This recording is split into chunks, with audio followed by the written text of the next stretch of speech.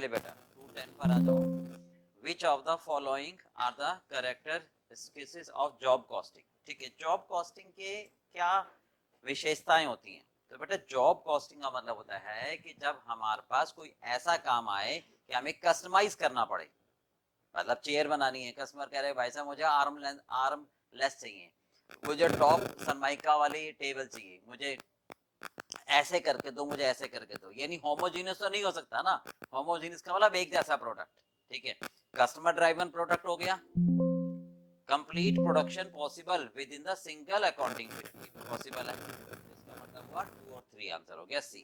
ठीक है, चलिए अब ये कहता है royalty, design charges, higher charges, तो तीनों डायरेक्ट एक्सपेंस है भाई। रॉयल्टी चाहे आप प्रोडक्शन पर दो चाहे आप सेल्स पर दो, ठीक है, ये आपका डायरेक्ट एक्सपेंस कहलाता है। क्योंकि रॉयल्टी का मतलब होता है कि जैसे ये पेन है, इस पेन पर हमने एक ब्रांडेड कंपनी का नाम लिख दिया और फिर हमारा ये पेन बिकने लगा, तो हम ब्रांडेड कंपनी को जो पैसे देंगे वो रॉयल्टी कहलाएगी। तो directly identified with the product हो गया, है ना। Design charges paid for the product. ठीक है, अगर मैंने कोई फ्लैट बनाना है, उसका नक्शा बनवाया, तो वो नक्शा उसी फ्लैट के लिए है, डायरेक्ट एक्सपेंस। कोई इक्विपमेंट मैंने एक प्रोडक्ट के लिए यूज किया, ठीक है, तो उसका किराया उसी के लिए जाएगा, तो इसका मतलब 76,000 रुपए हमारा डायरेक्ट कॉस्ट हो गई। Which one of the cost accounting standard, ठीक है, repair and maintenance. Repair and maintenance के लिए बता रखा है आपको 12वां होता है, रिपेयर एंड मेंटेनेंस के लिए 12वां होता है। चलिए, फाइनेंशियल लॉस है, नहीं 2 लाख रुपए का लॉस है कॉस्टिंग का, 2 लाख रुपए का लॉस है कॉस्टिंग का। इंटरेस्ट ऑन इन्वेस्टमेंट इनकम होती है, डायरेक्टर फीस खर्चा होता है। तो बताओ क्या लॉस होगा फाइनेंशियल के हिसाब से? तो देखो फाइनेंशियल का लॉस, कॉस्टिंग का लॉस, ठीक है, इनको लेने से पहले दोनों लॉस बराबर होंगे, इनको लेने से पहले दोनों लॉस बराबर होंगे। तो 2 लाख का लॉस यहाँ पर है, तो 2 लाख का लॉस यहाँ पर है, मानते हो ना। अब इंटरेस्ट ऑन इन्वेस्टमेंट इनकम है 10,000 रुपए की, वो फाइनेंशियल में लेते हैं, तो इन्होंने ली होगी, प्लस इंटरेस्ट ऑन इन्वेस्टमेंट कितनी 10,000, 10,000, और डायरेक्टर फीस माइनस किया होगा 40,000। ठीक है, तो फाइनेंशियल का लॉस कितना आ गया होगा? 2 लाख का लॉस, और ये 40,000, 240, और ये लॉस क्योंकि माइनस होता है तो ये हो जाएगा 230। तो फाइनेंशियल का लॉस कितना हो जाएगा? 230। ठीक है, हाँ जी, ये कहता है मार्जिन ऑफ सेफ्टी आपको दे रखी है 25% ऑन करंट सेल, प्रॉफिट है 30 लाख रुपए का, और पीवी रेशियो 40% है। तो मार्जिन ऑफ सेफ्टी का फॉर्मूला लगा दो, प्रॉफिट अपॉन पीवी रेशियो। जी सर, ये है 25% on sale, 25% on sale, PV ratio को मल्टीप्लाई कर दूं 40%, इधर डिवाइड है मल्टीप्लाई हो जाएगा। प्रॉफिट है आपका 30 लाख, तो सेल की वैल्यू कितनी आ गई? 30 लाख डिवाइडेड बाई ये कितना हो गया? 10%, यानी 300 लाख। चलिए, in a factory where standard costing is followed, 4000 kilogram का मटेरियल 10 रुपए के हिसाब से एक्चुअली कंज्यूम्ड हुआ, मटेरियल प्राइस वेरिएंस आया 2000 रुपए, स्टैंडर्ड कॉस्ट बताओ। तो प्राइस वेरिएंस क्या होता है? Difference of price, standard price है 10 रुपए, एक्चुअल प्राइस नहीं मालूम, 4000 किलोग्राम ऑफ मटेरियल एट 10 रुपए वर एक्चुअली कंज्यूम, तो 10 रुपए एक्चुअल है, सॉरी, स्टैंडर्ड प्राइस नहीं मालूम,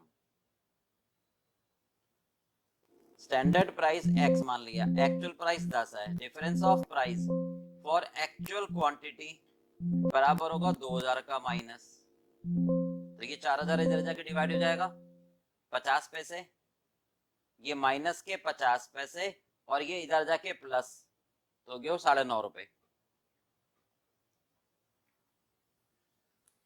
हाँ जी, वर्कर हैज टाइम रेट 45 रुपए per hour, 40 hours to complete the job. If the time allowed for a job is 48 hours, total earning क्या होगी? रोमन के हिसाब से टोटल अर्निंग क्या होती है? Basic wages plus bonus. Basic wages क्या होगी? हाँ जी, basic wages rate per hour into actual time taken. Rate है 45 रुपए into time taken 40, time saved 8, time saved upon time allowed, time saved upon time allowed into time taken into rate per hour. ठीक है बेटा, ये हो गया मेरा 2100 रुपए। चलो,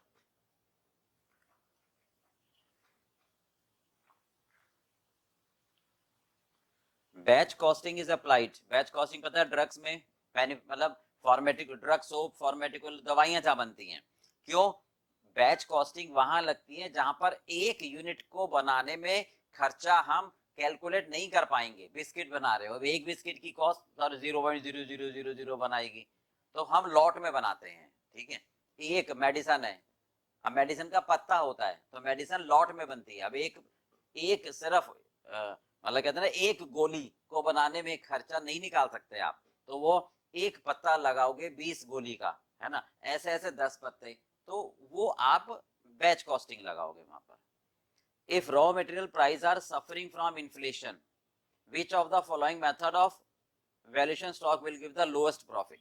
आप ध्यान से देखो, लास्ट इन फर्स्ट आउट में इन्फ्लेशन मतलब पहले मटेरियल 2 रुपए था, फिर 3 रुपए हो गया, फिर 4 रुपए हो गया, फिर 5 रुपए हो गया, फिर 6 रुपए हो गया, बढ़ रहा है। तो अगर मैं जो बाद में आया है उसको पहले बुक कर दूंगा तो मेरा कंजम्पशन बढ़ जाएगा, मेरी कॉस्ट बढ़ जाएगी, कॉस्ट बढ़ने से प्रॉफिट कम हो जाएगा, है ना, तो LIFO method. Fix cost period cost होती है। कन्वर्शन कॉस्ट का मतलब होता है total cost minus material cost. Prime cost direct cost होती है। Budget that is prepared first of all, सबसे पहले बजट कौन सा बनाते हो आप? की फैक्टर वाला। सबसे पहले आप की फैक्टर का बजट बनाते हो। ठीक है बेटा, हो गया यहाँ तक। चलिए अब आगे चलते हैं। ये एमसीक्यू हैं आपके जो हमारे इंस्टीट्यूट ने आपको दिए हुए हैं। ठीक है, तो वो मैं आपको अब करा देता हूँ। चलिए बेटा, ये एमसीक्यू के क्वेश्चंस है ना जो सीएमए इंस्टीट्यूट ने रिलीज करे हुए, मैं आपको वो करा देता हूँ। ठीक है, 221 पे आते हैं। Prime cost direct material direct labour direct expense, यानी टोटल ऑफ डायरेक्ट कॉस्ट। ठीक है बेटा, चलिए तो B answer. Company employs 3 drivers to deliver the goods to its customer. 3 driver रखे हैं, 4 रखे हैं, 1 रखे हैं, तो अपना गुड्स कस्टमर के घर तक पहुंचाते हैं। उनको जो सैलरी दी जाती है वो कौन सा खर्चा है? Selling good distribution. Company has to pay 1 रुपया per unit royalty to the designer of the product. ठीक है, अब जो मैं मान लो बॉटल बना रहा हूँ तो उसका एक खांचा बनाना है, डिजाइन बनाना है, तो उसका खर्चा डायरेक्टली, ठीक है, डायरेक्टली चार्ज होगा ना, हम रॉयल्टी पे कर रहे हैं to the designer of product. तो अगर हम डिजाइनर को पैसे दे रहे हैं तो वो कौन सा खर्चा है? डायरेक्ट एक्सपेंस है, क्योंकि डायरेक्टली आइडेंटिफाइड है। Okay, method of dealing with overhead which involves spreading का मतलब apportionment, distribution, common cost over the cost centre, है ना। जितने भी कॉस्ट सेंटर हैं, जितने भी हमारे प्रोडक्शन डिपार्टमेंट हैं, सर्विस डिपार्टमेंट है, ठीक है, उनमें अगर मैं खर्चे को बांटता हूं, स्प्रेड का मतलब अपोर्शनमेंट, डायरेक्टली रिलेट हो तो एब्जॉर्प्शन, सॉरी एलोकेशन, और अगर प्रोडक्ट पर डालें हम दोनों का बर्डन तो एब्जॉर्प्शन। कौन सी क्लासिफिकेशन है जो डायरेक्ट और इनडायरेक्ट में बता रखा है? एलिमेंट वाइज है वो तो, है ना, एलिमेंट वाइज करते हैं हम डायरेक्ट और इनडायरेक्ट में। हाँ जी, कॉस्ट कंट्रोल के लिए, कॉस्ट को कंट्रोल करने के लिए क्या करते हैं? एक तो या तो स्टैंडर्ड कॉस्टिंग, या फिर जब हमारा टारगेट अचीव हो जाए, मतलब सबसे पहले हम क्या करते हैं टारगेट कॉस्टिंग में, कि हम अपना प्रोडक्ट कितने रुपए में बेचेंगे, बाजार में कितने में बिक जाएगा, तो मार्केट रिसर्च करके सोचते हैं कि यार, ऑब्जर्व करते हैं कि कितने में बिक जाएगा, सपोज 100 रुपए में बिक जाएगा, ये टारगेट प्राइस होती है। फिर हमारी जो इन्वेस्टमेंट है उस पर कम से कम कितनी रिटर्न चाहिए मुझे, वो देखता हूँ, है ना। तो इस हिसाब से हम कहते हैं कि भाई ज्यादा से ज्यादा हमारी टारगेट कॉस्ट कितनी आनी चाहिए? 80 रुपए। ओके, अब एक्चुअल कॉस्ट अनुमान लगाते हैं, मटेरियल कितना खर्चा होगा, लेबर कितना, ओवरहेड कितना, ये सब अगर 82 आता है तो हम इसको कम करते जाते हैं, फिर या थोड़े फीचर्स कम करो ताकि कॉस्ट इसके बराबर आ जाए। तो वही पूछ रहा है कि कॉस्ट कंट्रोल, ठीक है, कब खत्म होती है? जब मेरे टारगेट अचीव हो जाते हैं। चलिए अब क्या कह रहे हैं वो, is anything for which separate measurement of cost is required. separate measurement क्या होता है, cost object के लिए, ठीक है, अलग अलग, हर प्रोडक्ट का अलग अलग. टिकट काउंटर मेट्रो स्टेशन में जहां पैसा आता है, रेवेन्यू सेंटर, ठीक है, right. Abnormal cost is the cost. Abnormal cost कौन सी होती है, कॉस्ट नॉर्मली इनकर्ड, नॉर्मली आगे तो एबनॉर्मल कैसे हो जाएगी, है ना. कॉस्ट नॉट नॉर्मली इनकर्ड, भाई जो नॉर्मल नहीं है वही तो एबनॉर्मल होगी. Cost which is charge to customer, जो कस्टमर से चार्ज करते हैं वो तो वही सेलिंग प्राइस होती है. कॉस्ट एबनॉर्मल कैसे ले लोगे, which is included in the cost of the product, है ना, मतलब प्रोडक्ट की कॉस्ट में हम इंक्लूड कर लेते हैं, ये कह सकते हो, बट ज्यादा आंसर बी है. चल, conversion cost include cost of converting the raw material to the product, है ना. कन्वर्शन कॉस्ट का मतलब होता है कन्वर्ट, लकड़ी खरीदी उससे चेयर बना रहे हो, ठीक है, मान लो आपने 100 रुपए की लकड़ी खरीदी, लेबर को दे रहे हो 200 रुपए, ओवरहेड आ रहे हैं 800 रुपए, तो टोटल कॉस्ट 1100 आई, ये कन्वर्शन कॉस्ट है. Convert the raw material to the product, यानी total cost minus material cost. Sunk cost are, sunk cost कौन सी होती है, जो डिसीजन में बेकार होती है आपकी, not relevant for decision making.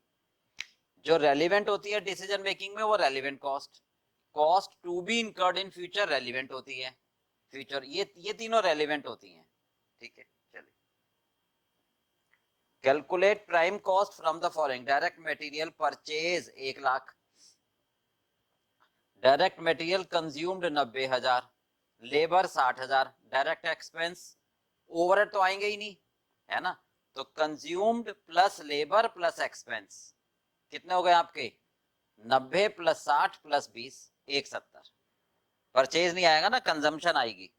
अगर कंज्यूम नहीं दे रखा हो तो मैं मान लेता परचेज ही कंजम्पशन है, ठीक है. टोटल कॉस्ट 10,000 रुपए की है, प्रॉफिट है 25% ऑन सेल प्राइस, ठीक है, हाँ जी. तो 25% का मतलब होता है 1/4 ऑफ सेल, यानी 1/3 ऑफ कॉस्ट, ठीक है. तो कॉस्ट का 1/3 कितना हो गया, 33,333, सॉरी 3,333, तो आंसर हो गया C. Calculate cost of sale from the following. Cost of sale, net work cost, factory cost, office के खर्चे, WIP का opening closing, closing stock of finish goods, there was no opening stock of finish goods, selling overhead. तो देखो ध्यान से, net work cost कितनी है, 2 लाख रुपए की, है ना. नेट वर्क कॉस्ट कितनी है आपकी, 2 लाख की, प्लस ऑफिस के खर्चे कितने हैं, 1 लाख, ठीक है. क्लोजिंग स्टॉक कितना है, 30,000 का, क्लोजिंग स्टॉक 30,000 का, ठीक है. तो 2 लाख प्लस 1 लाख कितने हो गए, 3 लाख, माइनस 30,000, 270 प्लस 10 280. दोबारा, नेट वर्क कॉस्ट का मतलब ओपनिंग और क्लोजिंग WIP ऑलरेडी एडजस्ट है. नेट वर्क कॉस्ट का मतलब ओपनिंग और क्लोजिंग WIP एडजस्ट होने के बाद आ रहा है. तो इसमें क्या जोड़ोगे, ऑफिस के खर्चे, तो आ जाएगा कॉस्ट ऑफ प्रोडक्शन, फिर ओपनिंग स्टॉक जोड़ोगे, नहीं है, क्लोजिंग स्टॉक माइनस करोगे, तो 3 लाख माइनस, हाँ जी 30,000, तो ये आ गया कॉस्ट ऑफ गुड सोल्ड. इसमें जोड़ दोगे 10,000 सेलिंग का खर्चा, तो आ जाएगा कॉस्ट ऑफ सेल. चलिए, which of the following is considered as normal loss. Normal loss होता है पिलफरेज, छोटी मोटी चोरी, ठीक है. लॉस ड्यू टू एक्सीडेंट, दुर्घटना, एबनॉर्मल लॉस है. लापरवाही की वजह से एबनॉर्मल लॉस है, ठीक है. तो केवल पिलफरेज हुआ, पिलफरेज का मतलब होता है छोटी मोटी चोरी जिसको आप रोक नहीं सकते. नॉर्मल लॉस का मतलब जिसको आप रोक नहीं सकते. Most important element of cost is material, main तो मटेरियल ही होता है, बाकी तो उसके ऊपर खर्चे होते हैं। डायरेक्ट मटेरियल इज ए, हाँ जी, ना तो एडमिनिस्ट्रेशन है ना सेलिंग है, तो none of this. Which of the following is considered as accounting record, है ना, स्टोर लेजर अकाउंटिंग रिकॉर्ड कहलाता है, बिन कार्ड नहीं, ठीक है। Direct material can be classified as variable cost, fix तो हो नहीं सकता मटेरियल, ना सेमी वेरिएबल, प्राइम कॉस्ट का पार्ट होता है, ठीक है, वेरिएबल कॉस्ट ज्यादा सही आंसर। अगर ये होता ना direct material can be a part of, तो prime cost. Which of the following method of pricing cost lag behind the current economic value? Well, we आ चुके हैं first in first out. Which of the following method issue of material are priced at predetermined rate? हाँ जी बोलो, standard price, ये भी पहले कर चुके हम, है ना, प्रीडिटरमाइंड पहले से निर्धारित स्टैंडर्ड प्राइस होती है। हाँ जी, इन्फ्लेशन में कौन सा, इन्फ्लेशन में when material prices fluctuate widely, weighted average देते हैं, ठीक है। Which of the following incentive plan of payment wages on time basis are not guaranteed? हाँ जी, टेलर में हम कहते हैं कि टाइम के हिसाब से नहीं होता, बाकी सब में, होलसेल में भी, इसमें भी टाइम बेसिक वेजेस तो आती है ना, इनमें टेलर में नहीं आती। Ideal time, cost of ideal time arising due to non availability of raw material is, हाँ जी, आइडियल टाइम की जो कॉस्ट रहता है वो क्यों होता है, non availability of raw material, ठीक है। एक मिनट, आइडियल टाइम का मतलब जब लेबर खाली बैठते हैं, तो लेबर खाली बैठेंगे तो पैसा लेंगे, क्यों, क्योंकि रॉ मटेरियल नहीं आया, ठीक है, क्योंकि रॉ मटेरियल नहीं आया, तो ये डायरेक्टली हम कॉस्ट पीएल में चार्ज करते हैं, ओके।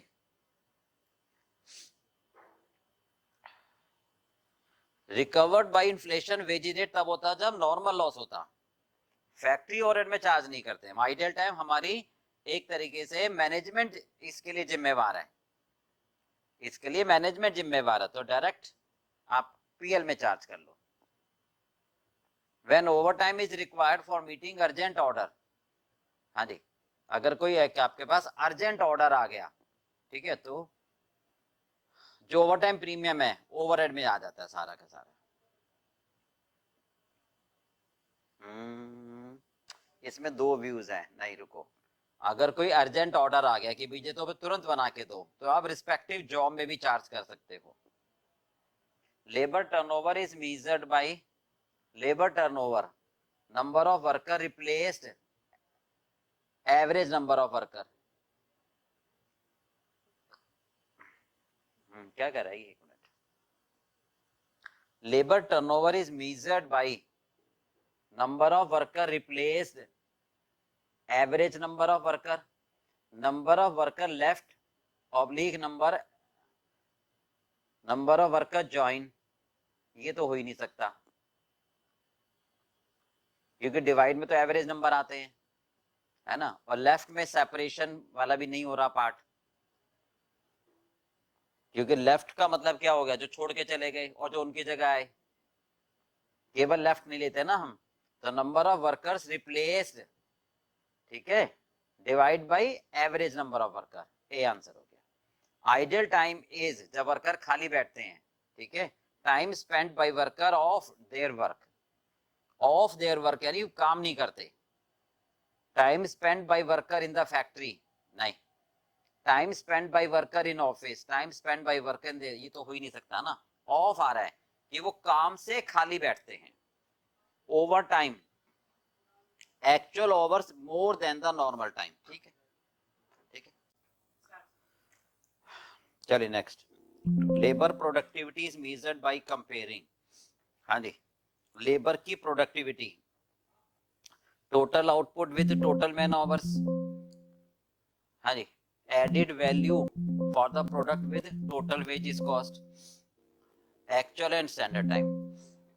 मतलब लेबर की प्रोडक्टिविटी का मतलब यह है कि तुम काम कर रहे हो या खाली बैठे हो, ये काम धीरे धीरे कर रहे हो, तो ध्यान से देखो क्या मतलब है कि आपने कितना टोटल आउटपुट, कितना माल बनाया कितने घंटों में, है ना, तो अगर मैं इसको मेजर करूंगा, यार 8 घंटे काम करा, और कितना माल बनाया, तो ये कंपैरिजन, ये प्रोडक्टिविटी दिखाएगा। Added value for the product with total wages cost, कि मैंने लेबर को पेमेंट दी 1 लाख रुपए, इससे मेरे प्रोडक्ट पर कितनी वैल्यू ऐड हुई, तो ये भी दिखाएगा। और कितने समय में काम खत्म हो जाना चाहिए, कितने समय में काम खत्म हुआ, ठीक है। तो ऑल ऑफ अब प्रोडक्टिविटी यानी मेजरमेंट उसकी परफॉर्मेंस, ठीक है। If the time saved is less then 50% of standard time, comma, then the wages under Roman and Halsey plan on comparison gives, बताओ, अगर टाइम जो बचा रहा है वो 50% से कम है टाइम अलाउड से, तो रोमन में एंड हॉलसे में, ठीक है, कंपैरिजन क्या होगा, बताओ। दोनों में इक्वल तो तब होते हैं जब, दोनों में इक्वल कब होते हैं, जब time saved equal to 50% of time allowed हो, तो ये तो नहीं होता। More wages to worker under Halsey than Rowan, ठीक है। आप देखो 1 मिनट, ये आपको समझाना पड़ेगा अगर आपको समझना है तो, ठीक है। Time allowed, time taken, time saved, है ना। अगर मेरे 10 घंटे हैं टाइम अलाउड और टाइम टेकन कितना है, time saved is less then 50% of standard time, ठीक है। टाइम सेव्ड हमारा 50% से कम हो स्टैंडर्ड टाइम से, टाइम अलाउड कितना है आपका 10 और टाइम सेव्ड हो आपका 4, तो टाइम टेकन कितना होगा 6। टाइम सेव्ड जो है वो 50% से टाइम अलाउड से कम हो, तो इसका 50% से कम। आप देखो होलसे में अगर मैं बात करूं तो कितनी क्या कह रहे हैं, वेजेस, वेजेस क्या होगा, बेसिक वेजेस, बेसिक वेजेस तो दोनों में सेम होती है, ठीक है। इसमें क्या होता है 50% ऑफ, हाँ जी, time saved, 50% of time saved, यानी 4 का 2 घंटे का बोनस मिलेगा इसको। इसमें time saved upon time allowed into time taken 2.4 hours का बोनस मिलेगा, तो क्या कहोगे, हाँ जी, हाँ जी बेटा, इसका आंसर सी आएगा, ये गलत है, सी आएगा इसका answer. More wages to worker under Rowan plan than Halsey, ठीक है। क्लियर हो रहा है ना, रोमन में ज्यादा होगी, बोनस ओवर ज्यादा होंगे, तो बोनस ओवर ज्यादा होंगे तो पेमेंट भी ज्यादा बनेगी, क्योंकि बेसिक वेजेस दोनों में सेम है। दोबारा समझाऊं, टाइम अलाउड मान लो 10 घंटे है, टाइम टेकन 6, तो टाइम सेव 4 घंटे हो गए। अब दोनों में अर्निंग क्या होती है, दोनों में अर्निंग क्या होती है, बेसिक वेजेस प्लस बोनस, है ना। तो ये तो दोनों में सेम होती है ना। और बोनस में क्या होता है, into actual rate per our, तो बोनस ओवर्स पे डिपेंड हो गया ना। हॉलसे में बोनस ओवर्स क्या होंगे 50% of time save, time save 4 घंटे है तो 2 घंटे का बोनस मिलेगा। रोमन में क्या होगा, time saved upon time allowed into time taken, time saved 4 घंटे है, टाइम अलाउड 10, टाइम टेकन 6, तो 2.4 आवर्स का बोनस मिलेगा। तो ऑब्वियसली बात है रोमन में ज्यादा होगी। बोलो समझ में आ गई, चलिए। Under Taylor differential piece rate, if the worker fails to complete the task within the standard time, ठीक है, ये ठीक है 80% के हिसाब से मिलेगा। Direct expenses shall not include imputed cost, वो तो भाई समझे नहीं, डायरेक्ट एक्सपेंस में तो क्या होता है कॉस्टिंग में वो खर्चे लेते हैं जो पे करते हैं, और इम्प्यूटेड में क्या होता है opportunity cost. Direct expense that does not meet the test of materiality can be treated as a part of overhead, ठीक है। वो डायरेक्ट कॉस्ट जो टेस्ट ऑफ मेटीरियलिटी को मीट ना कर पाए कि भाई ये खर्चा इसका है, तो वो ओवरहेड हो जाएगा। डायरेक्ट एक्सपेंस का एग्जांपल रेंट ओवरहेड है, ठीक है। रॉयल्टी डायरेक्ट एक्सपेंस है, ओके, ये ओवरहेड है। बोनस टू एम्प्लॉय भी ओवरहेड है, नहीं बोनस टू एम्प्लॉय, हाँ जी, डायरेक्ट लेबर है ये, ठीक है, ये भी हो सकता है। लेबर को हम पेमेंट कर रहे हैं तो वो डायरेक्ट लेबर कहलाता है। हाँ नहीं, डायरेक्ट एक्सपेंस मांग रहे, सॉरी, तो ये डायरेक्ट लेबर में आएगा, ये ओवरहेड में आएगा, रॉयल्टी डायरेक्ट एक्सपेंस में आएगा। The allotment of whole item of cost center और यूनिट इज कॉल्ड, है ना, अलॉटमेंट। एलोकेशन कहलाती है कि डायरेक्टली रिलेटेड। डायरेक्टर की रेम्यूनरेशन ऑफिस एंड एडमिनिस्ट्रेशन कहलाता है। Charging to a cost center those overhead that result solely on existence of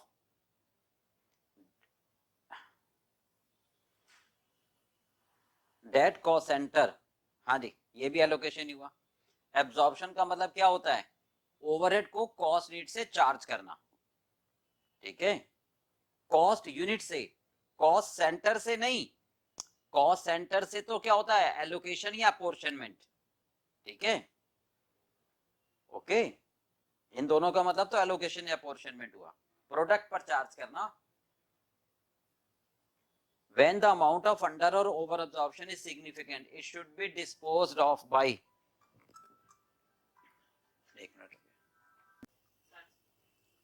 when the amount of under or over absorption is significant it should be disposed of by, हाँ जी, supplementary overhead rate ही लगाते हैं, है ना, ठीक है। Transfer to costing PL हम कब लगाते हैं, जब लापरवाही की वजह से हो, ठीक है। चलिए, सेलिंग को distribution overhead are absorbed on the basis of, पर यूनिट भी हो सकता है, लेबर और factory overhead, sorry factory cost के परसेंटेज पर भी, और सेलिंग प्राइस के हिसाब से भी। तो all primary packing is a part of production cost, यानी फैक्ट्री ओवरहेड में जाएगा ना। प्राइमरी पैकिंग क्या होती है, जब गुड्स हमारा सेमी लिक्विड में बनता है, जैसे टूथपेस्ट हो गया, तो उसको आप प्लास्टिक की ट्यूब में पैक करते हो, तो वो जो प्लास्टिक की ट्यूब होती है वो प्राइमरी पैकिंग। या बिस्किट है, तो बिस्किट जब आप निकलते हैं तो खाकी पेपर में रैप कर देते हो पहले, तभी तो आगे जाके फिर दूसरे पेपर में रैप होते हैं। तो जो पहले पेपर में रैप होते हैं वो primary packing. Normal capacity of plant refer to the difference between, हाँ जी, नॉर्मल कैपेसिटी का मतलब क्या होता है बताओ, to the difference between maximum capacity और प्रैक्टिकल नहीं, मैक्सिमम और एक्चुअल नहीं, प्रैक्टिकल कैपेसिटी और एस्टिमेटेड आइडियल कैपेसिटी, ठीक है। जो प्रैक्टिकल कैपेसिटी होती है हमारी और आइडियल कैपेसिटी, उसका difference normal. When the amount of overhead absorb is less than the actual overhead, ठीक है, तो अंडर एब्जॉर्ब होगा। अगर एब्जॉर्प्शन कम है एक्चुअल से तो अंडर, अगर एब्जॉर्प्शन ज्यादा है एक्चुअल से तो ओवर, ठीक है।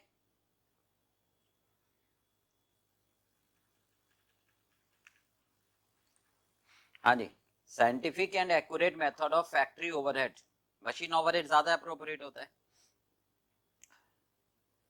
Which of the is not a material control technique, material control technique कौन से नहीं है, ठीक है। हाँ जी, एबीसी मटेरियल कंट्रोल करते हैं, ठीक है। रॉ मटेरियल का लेवल फिक्स करना, मैक्सिमम लेवल, मिनिमम लेवल, ठीक है। स्लो मूविंग और नॉन मूविंग पर कंट्रोल करना, ये सब मटेरियल को कंट्रोल करने के तरीके हैं। स्टोर लेजर मेंटेन करना तो बस आपको बताता है कि इतना मटेरियल मैंने भेजा, इतना क्लोजिंग स्टॉक है। तो मटेरियल कंट्रोल टेक्निक नहीं है स्टोर लेजर को मेंटेन करना। स्टोर लेजर मेंटेन करना just provide the information to the management that कि इतना मटेरियल मेरे पास है, इतना आया, इतना भेजा, इतना बचा। Out of the following what is not the work of purchase department, purchase department का काम क्या नहीं है, खरीदना है। परचेज रिक्विजिशन लेना है, स्टोर से आती है कि भाई इतना मेटेरियल खरीदो। एक्सप्लोरिंग द सोर्स, ये भी देखना है कि मार्केट में कहाँ कहाँ मेटेरियल मिल सकता है, ठीक है। परचेज ऑर्डर तैयार करना, ये सारे काम परचेज डिपार्टमेंट के हैं। But accounting for material received ये नहीं है।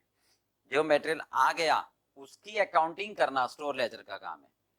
बिन कार्ड इज ए, हाँ जी, बिन कार्ड में क्या होता है, क्वांटिटेटिव रिकॉर्ड होते हैं केवल, ठीक है। मटेरियल कितना आया, कितना बचा, कितना भेजा, क्वांटिटिव और वैल्यू स्टोर लेजर में होते हैं, ओके। स्टोर लेजर, हाँ जी, क्वांटिटी भी होती है और वैल्यू भी होती है, जो मटेरियल प्राप्त हुआ, भेजा और बैलेंस। ठीक है, रीऑर्डर लेवल। हाँ जी, रीऑर्डर लेवल क्या होता है? राइट, ये स्टोर है तो हम मतलब हमारे पास इतना भरा हुआ है, तो कंज्यूम करते करते करते किस लेवल पर आ जाते हैं कि रीऑर्डर दे दें हम, नहीं? तो वो क्या होता है? Maximum consumption into maximum reorder period. या आप ये कहते हो कि भैया कंज्यूम करते करते करते सपोज 2000 हमारे पास ऑलरेडी है, इस पर जब अभी 6000 है तो 6000 से कंज्यूम करते करते करते 2000 पर आ जाए तो दोबारा ऑर्डर दे दो। तो 2000 क्या है कि भैया जब दोबारा ऑर्डर दोगे तो हो सकता है सप्लायर आपको 2 से 4 दिन में सप्लाई करे, मशीन भी आपकी 100 से 500 कंज्यूम करे। तो आप मान के चलते हो कि यार मशीन भी ज्यादा कंज्यूम करेगी, सप्लायर भी ज्यादा टाइम लेगा, तो भी मेरा प्रोडक्शन नहीं रुकेगा। तो अगर 2000 मेरे गोदाम में होंगे तब मैं ऑर्डर दूंगा, ठीक है? तो जब मेरे पास ऑर्डर रिसीव होगा तब तक की कंजम्पशन मेरे पास गोदाम में होनी चाहिए, यानी 4 दिन की, 4 into 500 maximum consumption maximum reorder period. तो इसका reorder level should be calculated by this formula. Economic order quantity is the quantity eight which holding और कैरिंग कॉस्ट, हाँ जी बताओ, इक्वल होनी चाहिए, मैक्सिमम थोड़ी ना होनी चाहिए, बराबर होनी चाहिए। ठीक है, मिनिमम हो और इक्वल हो। ABC analysis in inventory controlling technique, हाँ, ऑलवेज बेस्ट कंट्रोल। ठीक है, inventory level are maintain, inventory is classified, inventory is classified ABC, A कम क्वांटिटी हाईएस्ट वैल्यू, ये ज्यादा ठीक है। A being the highest quantity, नहीं, ए महंगी क्वांटिटी हो, कम क्वांटिटी हो और ज्यादा वैल्यू हो। बी मॉडरेट, सी उल्टा, सी में क्या आएगा? Highest quantity lowest value. Which one of the following is not an inventory valuation method? Inventory valuation के तो ये मेथड ही है, ईओ क्यों नहीं है? ईओ क्यों इन्वेंट्री वैल्यूएशन का नहीं है?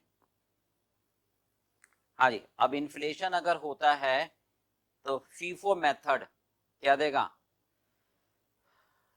हाँ जी, highest value of closing stock. Rising price मतलब प्राइस बढ़ रहे हैं, देखो 2 3 4 5 6, तो जो पहले आया वो पहले जाएगा, है ना? जो पहले आया है वो पहले जाएगा, तो बचेगा लास्ट वाला, तो हाईएस्ट क्लोजिंग स्टॉक होगा। हाईएस्ट क्लोजिंग स्टॉक होगा तो क्लोजिंग स्टॉक ट्रेडिंग की क्रेडिट में आएगा, प्रॉफिट बढ़ेगा। तो बी आंसर हो गया। बात समझ आ गई? दोबारा, प्राइस मान लो स्टॉक के पहले 2 रुपए था, 3 रुपए, अब मतलब ये परचेज के प्राइस हैं, बढ़ रहे हैं, तो फीफो का मतलब होगा फर्स्ट इन फर्स्ट आउट, जो पहले आया वो पहले जाएगा, बचेगा लास्ट वाला। तो इसका मतलब क्लोजिंग स्टॉक लास्ट वाले पर बढ़ेगा, यानी 6 रुपए पर, तो क्लोजिंग स्टॉक की वैल्यू ज्यादा होगी, प्रॉफिट भी ज्यादा आएगा, ये कह रहे हैं।